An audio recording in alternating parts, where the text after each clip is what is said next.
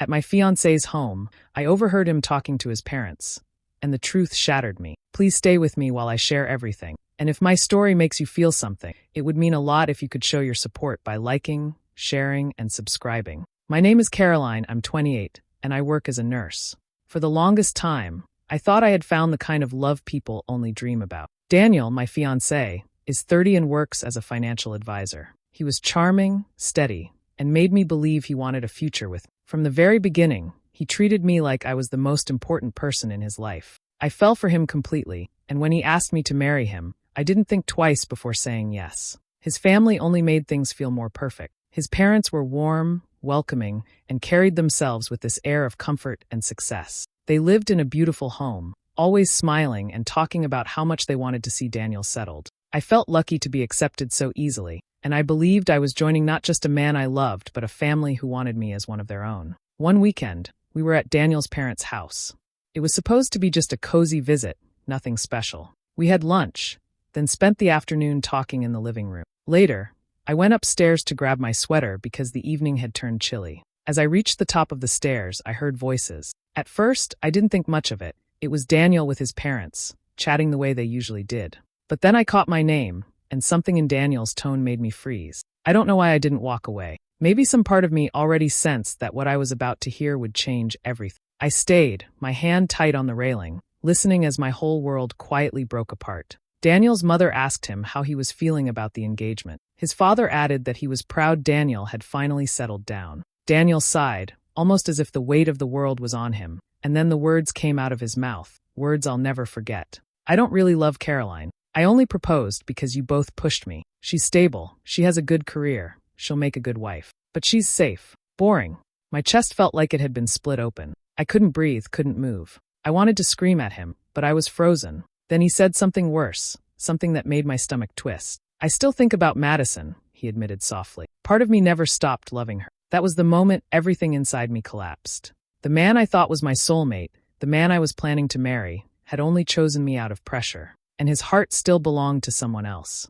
I stood at the top of the stairs, my body frozen in place. It felt like my ears were ringing, but I could still hear every word Daniel said. He told his parents that he felt trapped in our engagement, like it was some cage he couldn't escape from. His voice wasn't shaky or unsure. It was steady, almost careless, like he had thought about this many times before. My heart hammered so loudly I was sure they could hear it downstairs. His mother spoke next, calm and almost reassuring, telling him that he just needed to give it time, that I was the right choice. She said I had a stable job, that I'd make a good wife, that his future would be secure with me. His father agreed, saying Daniel didn't need passion, he needed stability. I wanted to believe this was all a bad dream, but then Daniel laughed. A sharp, easy laugh, the kind I once thought was charming. Caroline is safe, he said, but she's boring. That word, boring, hit me like a knife. I had given my heart to this man, stood by him through long nights of work, encouraged him when he doubted himself, and in return, this was how he described me when I wasn't in the room. I bit my lip hard to stop myself from making a sound. My eyes stung, but I forced the tears back. If they knew I was there, if they saw me breaking apart, I didn't know what I would do. So I slowly backed away, one step at a time, until I was far enough down the hall that they couldn't possibly notice. I stayed in the bathroom for several minutes, clutching the sink with both hands, trying to breathe. The reflection staring back at me in the mirror didn't feel like mine anymore. The woman in the glass looked pale, hollow, like she had just lost everything in the span of a few minutes. And in a way, she had.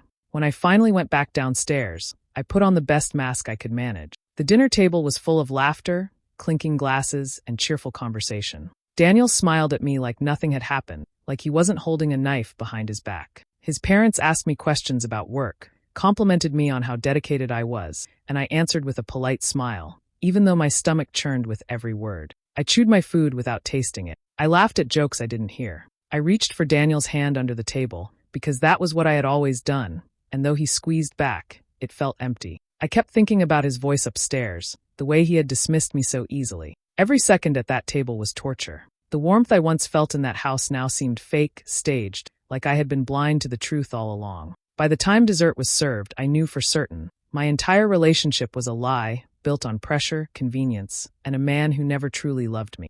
After that night at Daniel's parents' house, nothing felt the same anymore. I kept playing his words over and over in my head. Trapped, safe, boring. They echoed like they were carved into me. I tried to tell myself maybe I had misunderstood, maybe he was just venting, but deep down I knew the truth. And once you hear the truth, you can't unhear it. I began noticing little things I had brushed aside before. The late nights at work that seemed to come out of nowhere. The way he used to send me sweet messages during his breaks, but now barely texted unless I reached out first. The subtle coldness that lingered between us even when he was physically present. He still smiled, still kissed me hello and goodbye, but the warmth had drained out of it. It was as if he was going through the motions of being my fiancé, without actually being with me. One memory kept haunting me, the way Madison, his ex, always seemed to linger around in his life. At parties or gatherings, she'd somehow be there, laughing at his jokes, touching his arm a little too easily, and Daniel never looked uncomfortable. He always said they were just friends, that it was harmless. Back then, I had wanted to believe him. But now I couldn't shake the feeling that Madison wasn't as far in the past as he wanted me to think.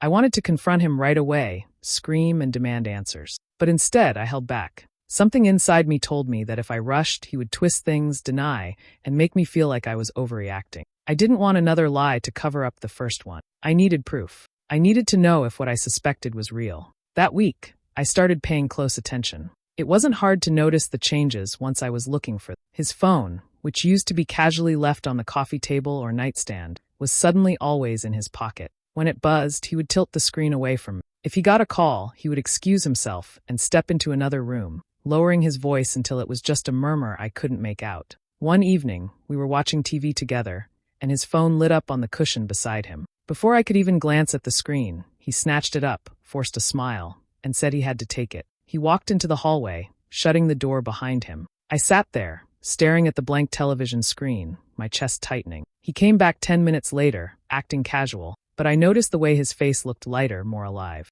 It wasn't the expression he gave me anymore. It was one reserved for someone else. And in my gut, I knew who that someone was. Madison, the woman he had confessed he still thought about. The woman I now suspected never truly left his life. I couldn't live on just suspicion. My mind was already breaking under the weight of Daniel's lies, and I needed to know for sure. So, I started watching him more carefully, quietly, without letting him sense my growing distance. If he was betraying me, I wasn't going to let him talk me into doubting myself. I would see the truth with my own eyes. One evening, after Daniel came home from what he said was another long night at work, he tossed his jacket over the chair before heading to the shower. My hands trembled as I reached for it, my heart racing like I was committing some terrible crime. I dug into the inside pocket and froze when my fingers brushed paper. It was a receipt from an upscale restaurant I knew well. Dinner for two. Wine, appetizers, dessert, the whole spread. And the date printed at the top was the same night he told me he had been stuck at the office. I sat on the edge of the bed, staring at that slip of paper until my vision blurred. A part of me still wanted to believe there was some innocent explanation, but deep down, I knew better. I slipped the receipt into my drawer, where he wouldn't find it, and told myself I needed more. The next week, he had another late meeting. This time, instead of sitting at home waiting like a fool, I drove to his office. My stomach churned the entire way there, my hands gripping the steering wheel so tightly that my knuckles went white. When I pulled up to the dark parking lot, my worst fear was confirmed. His car wasn't there. I circled twice, convincing myself I might have missed it, but no, he wasn't working late. He wasn't there at all. That night, I barely slept. My mind spun with anger, hurt, and a hollow ache I couldn't shake. But I also felt a new sense of determination. If Daniel thought he could play me like a fool, he was wrong. A few days later, he dressed sharply, claiming he had a client dinner. I waited 15 minutes after he left before grabbing my keys and following at a distance. My heart hammered so hard I thought it might give me away, but he never noticed. I trailed his car through the city until he pulled into the parking lot of another high-end restaurant. I parked far enough away to watch as he stepped out, straightening his tie, his face lit with an excitement I hadn't seen directed at me in months. Then she appeared. Madison. She walked toward him in a fitted dress, smiling like she belonged at his side. And Daniel's face, God, his face lit up like the sun. He leaned in, kissing her cheek, his hand settling on her back as they entered the restaurant together. My chest burned, my throat tight, but I forced myself to lift my phone. I took photos, frame after frame, proof of the betrayal I had already felt deep inside. Then I sat in my car, silent, gripping the phone like it was the only thing keeping me from falling apart. My heart was breaking, but I kept it hidden. He had no idea what I knew. Every morning after that night in the car, I woke up beside Daniel and forced myself to act like nothing had changed. I smiled when he kissed my forehead, I laughed at his small jokes, I even let him wrap his arm around me as though I still belonged there. But inside, I was hollow. The love I once carried for him had been replaced with something darker, something sharper. My heart no longer leapt when I saw him. It clenched, colder with each passing day. Daniel, on the other hand, seemed smug, almost careless.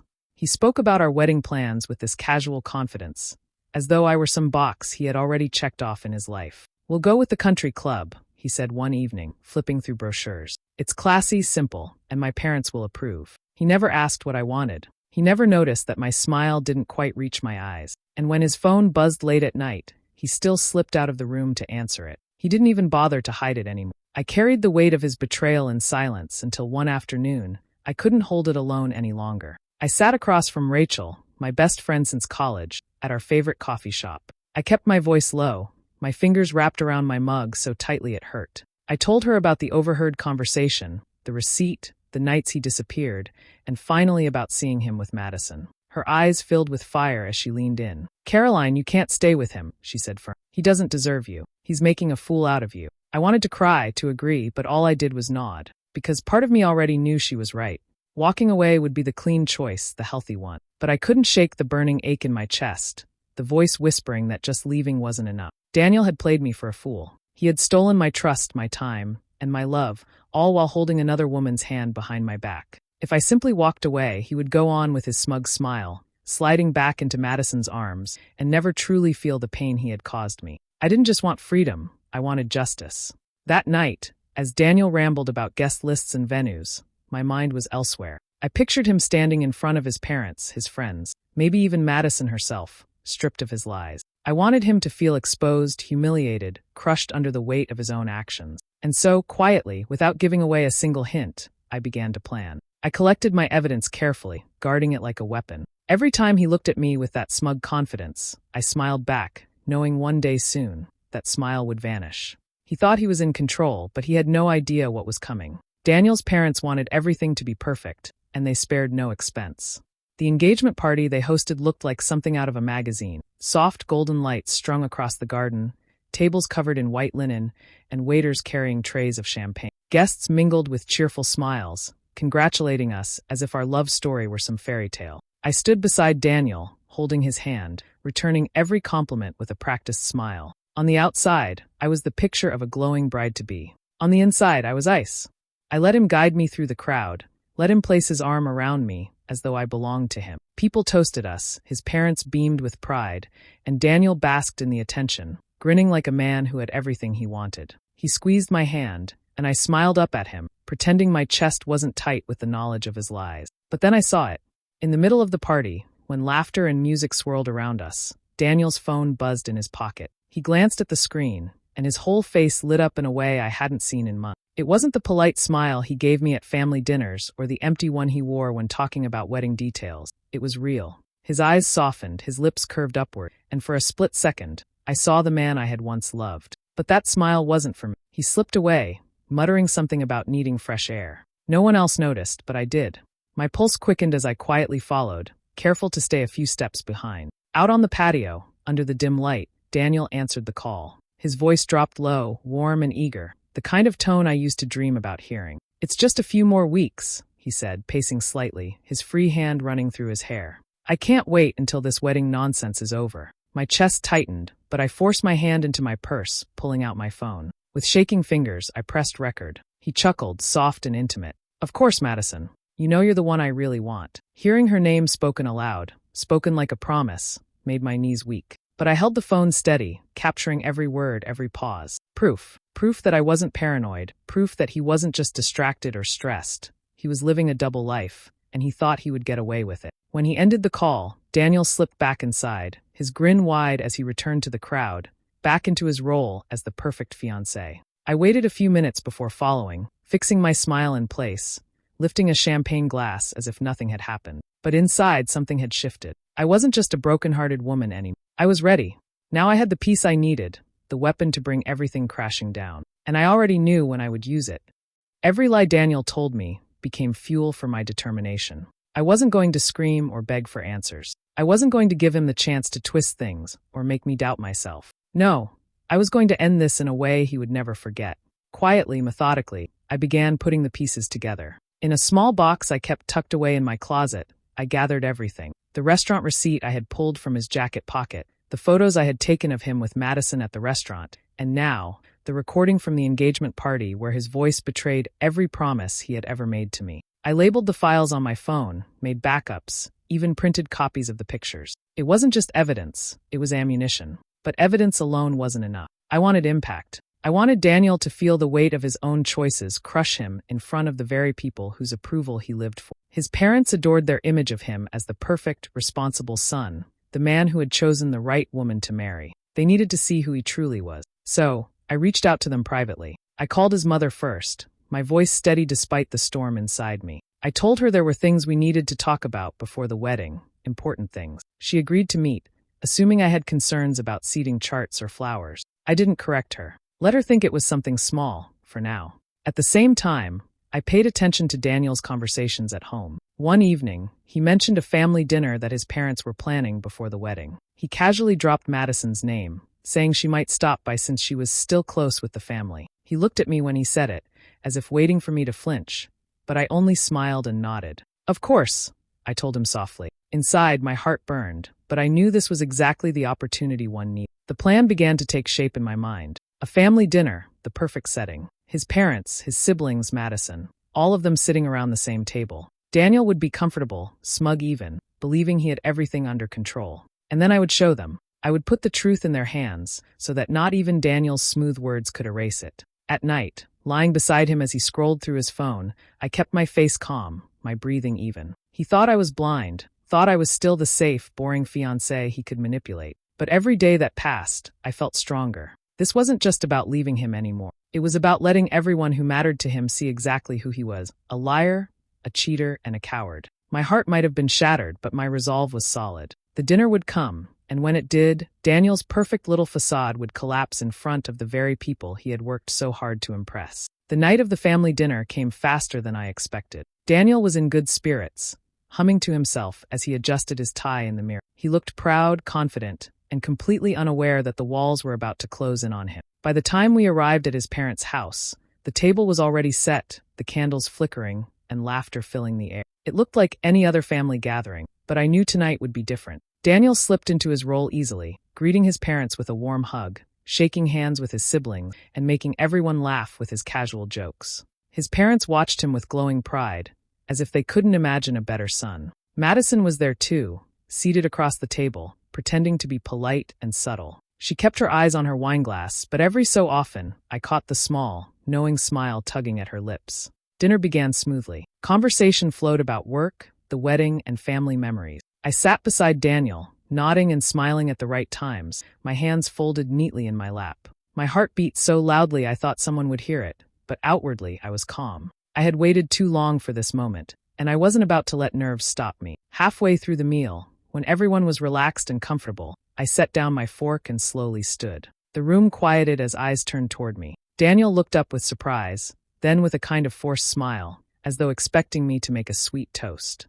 I have something to share, I said evenly, my voice steady despite the storm inside me. Before Daniel could stop me, I pulled out my phone and pressed play. His own voice filled the dining room, clear, undeniable. I don't really love Caroline. I only proposed because you both pushed me. She's stable, she has a good career, she'll make a good wife. But she's safe. Boring.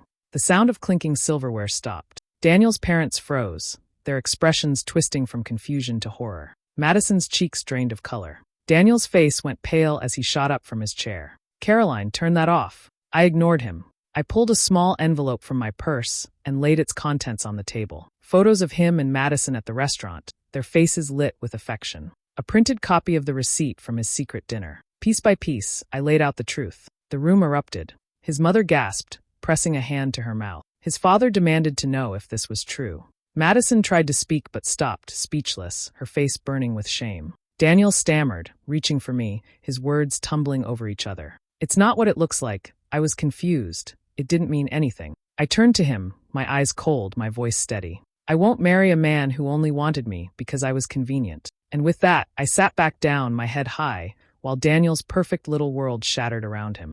The dining room was still buzzing with shock when Daniel's mother finally broke the silence. She pushed her chair back and stood, her hands trembling. Daniel, she said sharply, her voice cutting through the chaos. Is this true?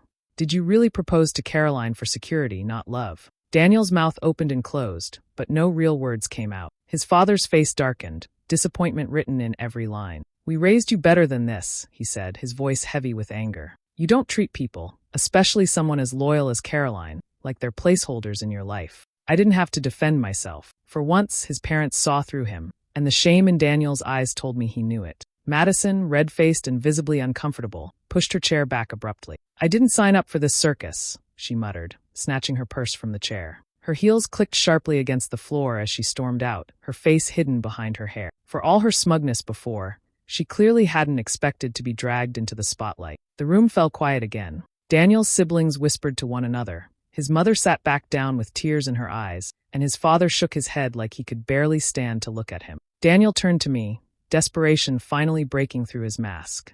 Caroline, please, he said, lowering his voice, trying to sound sincere. I didn't mean any of it the way it came out. I was just confused. I felt pressure. You know I care about you. The words once would have broken me, but now they meant nothing. I slipped the engagement ring off my finger, the one I had worn with so much pride, and placed it firmly in his palm. His hand trembled as I did it. You'll never use me as your safety net again, I told him, my voice calm. I deserved love, Daniel. Real love. Not whatever game you thought you were playing. His eyes widened, and for the first time since I had known him, I saw true panic. But I didn't waver. I stood, smoothed my dress, and turned to his parents. Thank you for welcoming me into your family, I said softly. But this chapter ends tonight. Daniel tried to follow me as I walked to the door, but his father's sharp command stopped him in his tracks. I didn't look back. That night, I packed my things and left his house for good. No long explanations, no second chances, no drawn-out goodbyes. I blocked his number, deleted his photos, and erased him from my life piece by piece. As I drove away, the ring no longer on my finger, I felt strangely light. The heartbreak was still there, yes, but so was freedom. Daniel had thought he could keep me trapped in his lie. Instead, I was the one who walked away, leaving him to sit in the wreckage of his own choices. Weeks later, Caroline found herself sitting alone on her balcony, a cup of tea warming her hands as the early morning sun crept across the sky. The sharp ache in her chest had dulled, replaced by a quiet strength she never thought she'd find again. Heartbreak was still there, lingering like a bruise, but it no longer defined her. Daniel, she knew, was reaping the consequences of his own deceit. Word had spread quickly after the family dinner. His parents barely spoke to him now, disgusted by the way he'd treated her. Madison, who had once entertained his promises, vanished completely once she realized Daniel's charm couldn't survive under scrutiny. He hadn't just lost Caroline, he had lost the very safety net he thought would always be there to catch him. And that, Caroline realized, was the sweetest form of revenge. She hadn't screamed, hadn't begged, hadn't fought to hold on to someone who saw her as safe but boring. Instead, she had exposed the truth and walked away, leaving him to live with the wreckage he created. For the first time in years, she felt free. Free from doubting where he was when he said he was working late. Free from watching his affection fade and wondering what she'd done wrong. Free from the suffocating weight of pretending everything was fine. She threw herself into her career, rediscovering the passion that had once made her proud of the stability Daniel modeled. Her long hours at work now felt purposeful rather than a distraction from a failing relationship. Projects she'd put off came back to life. She even began sketching out ideas for a side business, something that was hers alone, untainted by compromise. Rachel, her best friend, often reminded her of how far she'd come. You didn't just leave him, Caroline, she said one night over wine. You showed him he could never take you for granted again. That's power. And it was true. The real revenge wasn't the dramatic reveal at the dinner table, though that had been satisfying. It was the way Daniel had to watch her thrive without him. He had gambled on the idea that she would always be there, waiting, dependable. Instead, she'd walked away with her dignity intact, leaving him alone with nothing but regret. Caroline thought back to the moment she'd slipped the ring into his hand, her words calm and unwavering. You'll never use me as your safety net again. At the time, it had felt like a final act of defiance. Now, it felt like the beginning of a new life. As the sun climbed higher, Caroline let out a slow breath. Daniel had believed he was in control, that she was the predictable fiancé who would never see through him. But in the end, he hadn't destroyed her, he had destroyed himself. And Caroline?